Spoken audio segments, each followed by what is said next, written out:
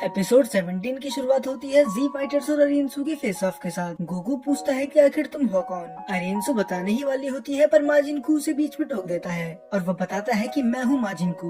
बेचारी का पूरा इंट्रो ही खराब कर दिया। तब वो उसे डांटते हुए बोलती है कि तुम्हें बीच में बोलने के लिए किसने कहा, जब तक कहा न जाए अपना मुंह बंद रखो। फिर वो अपने आप को इंट्रोड्यूस करती है कि मैं हूँ एक ग्लिंड अरियंसु, और पीछे से माजिंडू भी अपने आप को इंट्रोड्यूस करता है कि मेरा नाम है माजिंडू और मुझे चॉकलेट कुकी बहुत ज्यादा पसंद है। हालांकि ये किसी ने पूछा तो नहीं था पर फिर भी उसने बता दिया। ग्लोरियो थोड़ा हैरान था क्योंकि वो भी अरियंसु के साथ मिला हुआ है पर उसे माजिनकू और माजिंडू के बारे में तो बिल्कुल नहीं पता था। तो वो सोचता है कि आखिर इसका प्लान है क्या, आखिर ये करना चाहती क्या है। तभी बुल्मा पिक्लो से बोलती है क्या ये तुम्हें माजिनबू की तरह नहीं लगते, और पिक्लो भी एडमिट करता है कि हाँ ये बिल्कुल उसी की तरह है। और तभी गोकू की नजर पड़ती है ड्रैगन बॉल पे जो कि माजिनकू के हाथ में थे। गोकू बोलता है अच्छा क्या वो तुम ही थे जिसने तामागामी नंबर 1 को हरा के ये ड्रैगन बॉल ली। पर माजिनबू एक स्माइल के साथ बोलता है कि नहीं, वो मेरा छोटा भाई था जिसने उसे हराया, मैं तो तामागामी के सामने बुरी तरह से हार गया था।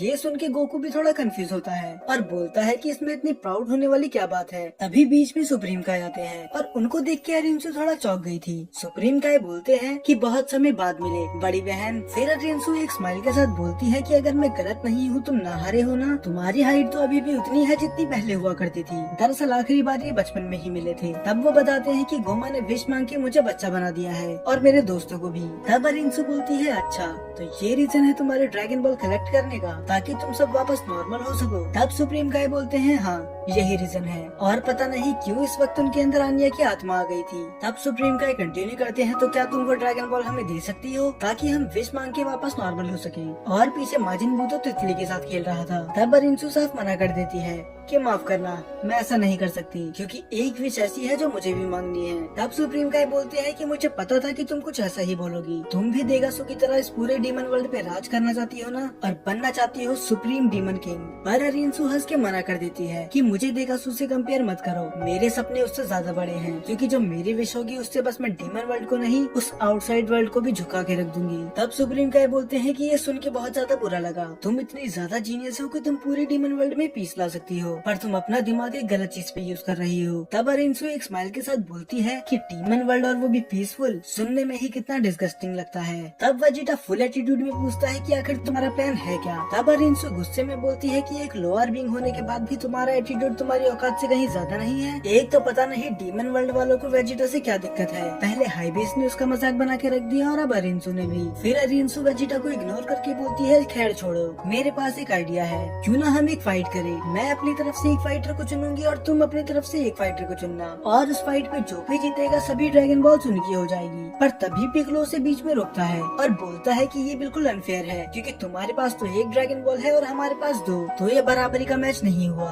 फिर अरियंसु बोलती है ठीक है, अगर तुम्हें मेरा ऑफर अच्छा नहीं लगा तो मैं इस ड्रैगन बॉल को डिस्ट्रॉय कर दूंगी, उसके बाद ना तो ये तुम्हारे किसी काम की रहेगी और ना ही मेरे। अब ये बात पिक्लो भी जानता था कि उसे उसकी बात माननी ही पड़ेगी। पर तभी गोकू हंसते हुए बोलता है कि ये आइडिया तो बहुत ज्यादा कमाल का है, और अरियंसु को तो अपने कानों पे यकीन नहीं होता। क्या उसने कुछ गलत सुना या फिर गोकू ने सच में कहा कि ये एक अच्छा आइडिया है। दरअसल अभी वो नहीं जानते कि गोकू को लड़ना कितना पसंद है, पर पिक्लो बोलता है कि वो कुछ ज्यादा ही कॉन्फिडेंट लग रही है, मेरे हिसाब से वो माजिन सच में बहुत ज्यादा पावरफुल है। पर तब गोकू बोलता है कि चिंता मत करो, मैं उन्हें देख लूंगा। पर तभी वेजिटा गोकू के आगे कूद जाता है और बोलता है कि किसने कहा कि तुम लड़ाई करने जाओगे, हमारी टीम में से लड़ने के लिए मैं जाऊंगा, और या फिर इसका फैसला होगा रॉक पेपर सीजर से। हर जरूरी फाइट में इन्हें रॉक पेपर सीजर जरूर खेलना होता है। पर इस बार गोकू साफ मना कर देता है, वो बोलता है कि तुम पहले ही तामागामी से लड़ चुके हो तो अब ये टर्न मेरी है। पर वेजिटा और भी ज्यादा गुस्सा करता है कि हम टर्न के मुकाबले नहीं चल रहे, तुमने एक तामागामी से फाइट करी और मैंने भी, अब हम डिसाइड करेंगे रॉक पेपर सीजर से। और ये दोनों तो खुद ही लड़ने लगे थे। तब फाइनली बीच में बुल्मा को आना ही पड़ता है और बुल्मा बोलती है कि हम टर्न वाइज चलेंगे और इस हिसाब से टर्न है गोकू की। अब बुल्मा के आगे वेजिटा भी बहस कहाँ कर सकता था, तो वो गोकू को ही लड़ने देता है। और ये सब होने के बाद गोकू मैदान में उतर जाता है और उसको देख के माजिनकू अपनी ड्रैगन बॉल अरियंसु को दे देता है और वो भी मैदान में कूद जाता है। अरियंसु की तो आंखें फटी की फटी रह गई थी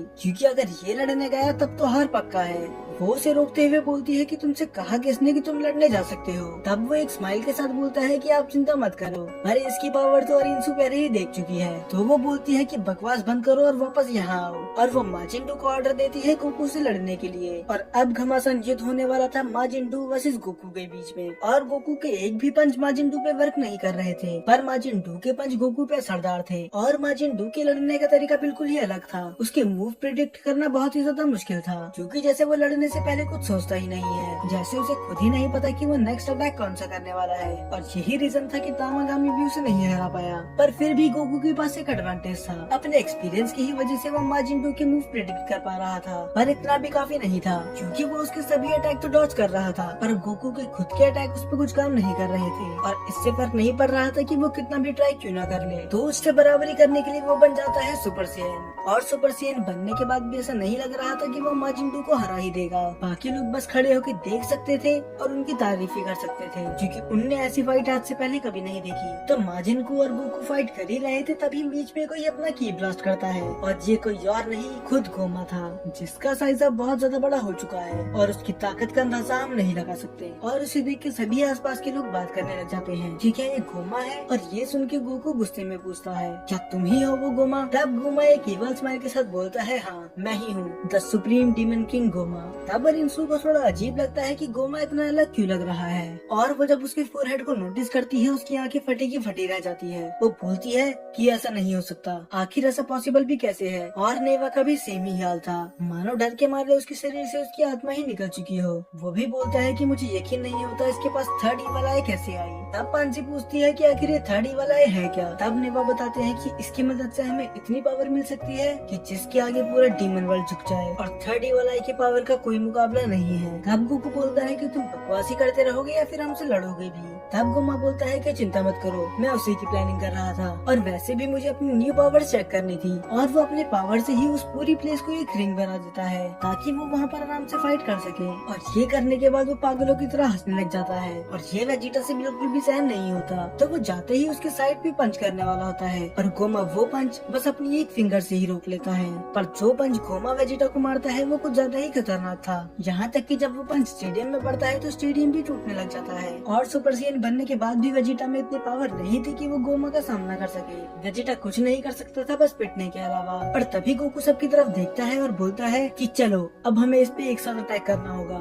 ये सुन के थोड़ा अजीब लग रहा है कि गोकू सबको साथ लड़ने के लिए बोल रहा है, और ये बात बस मुझे ही नहीं बुल्मा को भी बहुत अजीब लगी थी। और वो बोलती है कि मुझे लगा नहीं था कि मैं ये वर्ड्स अपनी जिंदगी में कभी सुनूंगी, खासकर गोकू के मुंह से। तब गोकू ने सेंस कर लिया होगा कि आखिर थर्ड ईवल आई की पावर कितनी ज्यादा है। इसे देखते हुए पिक्लो, वेजिटा और गोकू तीनों ही इस पे अटैक कर देते हैं, पर तीनों के तीनों किसी काम के नहीं थे। तभी बुल्मा अरिंसु के पास आते हुए बोलती है कि तुमने कहा था कि ये दोनों भी बहुत अच्छे फाइटर हैं, तो तुम उनकी मदद क्यों नहीं करती। अरिंसु थोड़ी देर बाद सोचती है और उसे पता था कि इसके अलावा और कोई रास्ता नहीं है, क्योंकि अगर गोमा के पास इतनी पावर रही तो वो खुद कभी सुप्रीम डीमन किंग नहीं बन पाएगी। और वो माजिन-डू और कू दोनों को ऑर्डर देती है उनसे लड़ने के लिए।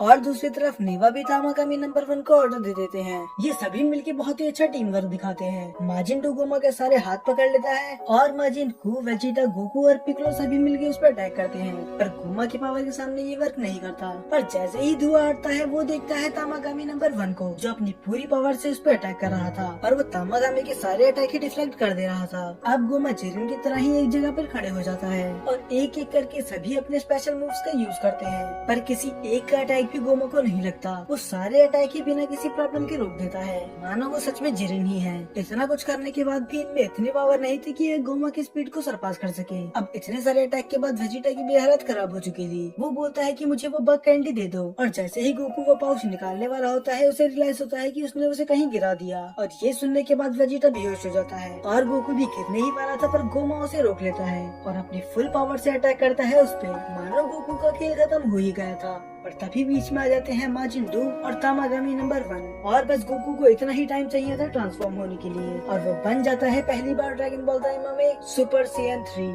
अब सुपर सैयन 3 बनने के बाद क्या वो गोमा को हरा पाएगा? मेरे ख्याल से इन्हें अभी भी एक फ्यूजन की जरूरत है, और वैसे भी आगे क्या होगा ये सब हमें पता चलेगा अगले एपिसोड में।